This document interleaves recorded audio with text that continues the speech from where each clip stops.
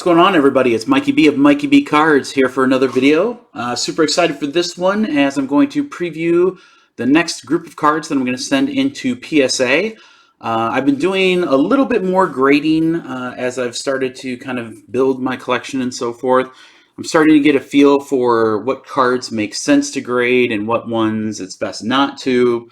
There's obviously a difference between grading through PSA and grading through Beckett. I actually made a whole video on that, so if you get an opportunity, watch that. It's sitting on my YouTube channel right now. It's just, I think it's actually called like grading modern cards or something like that. But I wanted to preview a little bit of what this submission is going to be. I've got two of my favorite PSA cards here in the back. This is a Dalvin Cook 1 of 1 from Prism 2018. And I actually pulled this from a box, and it was kind of the jump starter to collecting the entire rainbow, which was a crazy process, but I was able to get that done. And then another card that I pulled that I was super happy to get, which is a Marlon Mack White Sparkle autograph. So this is from 17 Prism before they put 1 of 1 in the back, but it is a 1 of 1, and both of those cards came back graded as 10. Gem mints, which are awesome. That's obviously what you're hoping for anytime that you do grading. So I wanted to share the pile of cards that I'm going to send in and a little bit of the rationale as to why I'm getting them graded. For me, grading is a couple of different things as to why you want to do it. One, cards look really, really great in the slabs. And two, if you are looking for resale down the road or quickly, obviously if a card gems or gem mints 9 or 10, it will enhance the value, especially some of the cards I'm going to show you today. So, you know, there's it's not a big cost to go through PSA. They'll average anywhere from 11 to upwards as far as dollars are concerned. The downside with PSA is just how long it takes to get your cards back. So these are going in for 60-day submission. So I don't expect to see these cards literally anytime soon. So if you're looking for something that's a really fast turnaround, PSA does have that option, but you might want to go the route with Beckett. Same sort of thing. If I was going to grade a card with an autograph and I didn't think the autograph was going to be a 10. So for instance, the problem with this Marlon Mack is that there's a little smudge there and he goes off sticker here. So with Beckett, that would have been a 9. So instantly right there, that would have kind of hurt the value of the card. So that's another reason why I went through PSA. So let me show you a couple of cards here that I'm going to submit, and we'll go from there. So the first two are actually for customers of mine, and these are cards that we hit in breaks. So Jamie hit this super sick Tiger Stripe Odell Beckham. It's not numbered, but it is out of 10. The card is freaking gorgeous, just with the color combinations. We were commenting in the break that the only thing that would be better than this if it was a Bengals card, but with the Browns, the colors just work. So Jamie was interested in getting that done through PSA, so we're going to send that for him. And then Colleen, who's probably one of the world's biggest Jets fan, hit this in a break last night as well. It's a Sam Darnold bronze variant. So this is specific to the collector's boxes from Donruss Optic. Centering looked pretty solid. Card surface looks really good. So I said, hey, Colleen, you know, do you want to get this slabbed? And she's like, yeah, let's do it. So that's going out for her as well. So those are two for the customers. Now, this doesn't necessarily mean that in the future I'm going to start collecting cards for submissions. It is something I've thought about. It's just it's a compromise between the amount of work and really knowing what you're doing. So I actually send these out to someone, and the gentleman I use has sent, I think he said like over 10,000 cards to PSA. So he's very familiar. He knows how to clean them. He knows how to make sure that they're prepped properly. So I'm going to let him do all the tough stuff, and I'm going to very happily just pay him a couple bucks to do it. So let's go ahead and start with some of the cards that I'm submitting. So I got a box of cards from my brother who had these sitting in his room, probably much like most people do when they collected cards as a kid. So I went through, and there wasn't a ton of stuff in there, a couple good things here and there, but he did have some really nice cards that just by themselves are probably a couple bucks, but if they grade really well in 9 or 10, they could actually be worth a pretty decent amount of change. So here are some of those cards. This is a really cool Upper Deck MVP Michael Jordan.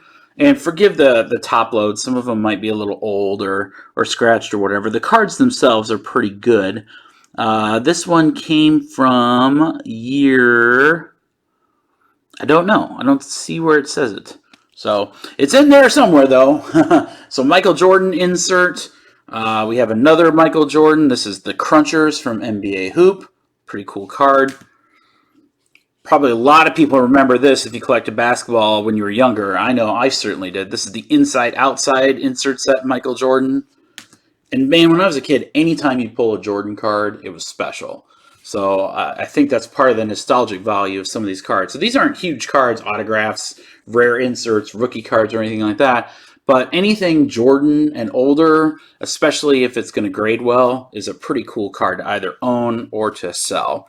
I've got some older LeBron James cards here. So here's an older Upper Deck card. This one is from 2005, so pretty close to rookie year. And then we have two identical Fleer LeBron James. Once again, very old, 2007, 2008. And then we get into some cards that I think are going to do very well. And that includes this rookie edition Kevin Durant. So that's from Upper Deck SP. That's a rookie card of him. We have his Fleer rookie card here, 07-08. And then this card, if this gems, and I don't know if it will because I think the centering's off, but I could get a 9. But here's a Topps Chrome Kevin Durant.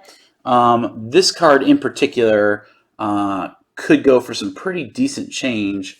Get that little hair out there. Pretty decent change if it does really well. So, like I said, the centering is slightly off, so that's probably going to ding it. The rest of the card is really solid. It may gem mint, but it's probably at best going to gem. But that's a pretty dope card of Kevin Durant. And then once again, we have a couple of insert sets with Jordan. So, old school Michael Jordan here. This is from, let's see, 91 Fleer. Once again, if you collected Hoops cards when you were a kid, everybody knows this one, the NBA Hoops Michael Jordan. That's the base card, and that is from 1990. I had an older Derek Jeter, Bowman's Best, and that is from, oh my gosh, how can I read that date? 95, so old school Jeter. I thought this would be a cool card to grade, a Bowman Chrome Jimmy Garoppolo rookie card. So once again, by itself, it's not a refractor or anything special. You know, it's a home card. Let's just, for conversation's sake, say it's $10. Well, you know, it's a $10 card right now, but if I spend $10 and get it graded and it gem mints, I might be able to sell it for 50 or 60. So pretty cool card there of Jimmy G. And then I have some cards from this year's Gold National Packs. This is just like kind of like a small time investment thing, but we'll have a Dwayne Haskins Velocity. That's not numbered, but they are to 99. There are 2 of them. We've got a Daniel Jones Velocity. He's been doing really well this preseason. Could eventually become the starter. And then a Daniel Jones Hyper, also out of 99. The basketball stuff graded always does really well. So RJ Barrett, that's his Velocity card. John Morant, his Velocity card. And then from not this year's, but previous years, I discovered I had 2 Luka Doncic. These are short printed to the gold packs. So pretty dope card. This was Luka's first Panini card. So this is from the National from 2018. So we have 2 of those going.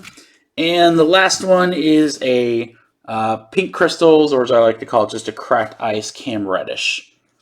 So pretty cool card there, 67 of 99. Once again, rookie card, just making a small investment in some basketball stuff. So there you have it. That's going to do it. That's kind of the PSA submission. And obviously I'll make a video when the cards come back. We'll see how they do. It's kind of like a live reveal.